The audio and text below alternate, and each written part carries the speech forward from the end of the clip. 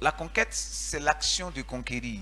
Et conquérir, c'est acquérir. Donc pourquoi est-ce que la conquête est importante? La conquête est importante pour permettre à une personne justement de pouvoir entrer dans la cabode. Quand on parle de la cabode, on parle de la gloire. Donc la conquête est importante pour te permettre d'acquérir ce que Dieu a préparé pour toi. Amen. Quand Dieu dit à Josué, déjà depuis Moïse jusqu'à Josué, il y a un pays que j'ai préparé. C'est un pays où coule le lait et le miel. Alléluia. Ça, c'est la promesse de Dieu. Et toute personne ici a une promesse de Dieu. Tout le monde a une promesse de Dieu. Il n'existe aucune personne sans une promesse de Dieu. Et Dieu fait cette promesse à son peuple. Il dit, je vais vous conduire dans un pays où coule le lait et le miel. Maintenant, qu'est-ce qui se passe? Lorsqu'il est temps que ce peuple voit la promesse de Dieu, ce peuple comprend que le pays où Dieu veut le placer, c'est un pays qui est déjà occupé. Comment Dieu peut te donner un pays qui est déjà occupé? Comment Dieu peut te dire, je vais bénir ton travail, et tu cherches un travail, tu déposes tes dossiers, et on te dit, la place est déjà occupée. Tu dis, mais c'est pas Dieu. Parce que si c'est Dieu là, il va pas avoir quelqu'un. Si c'est Dieu, la place sera vide.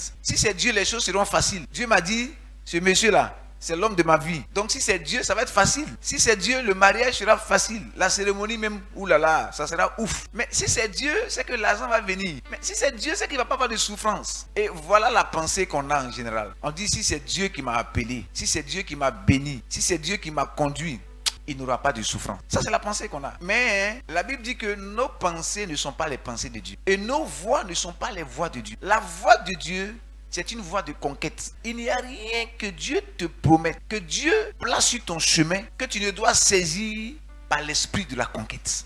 Que Dieu accorde à quelqu'un l'esprit de la conquête.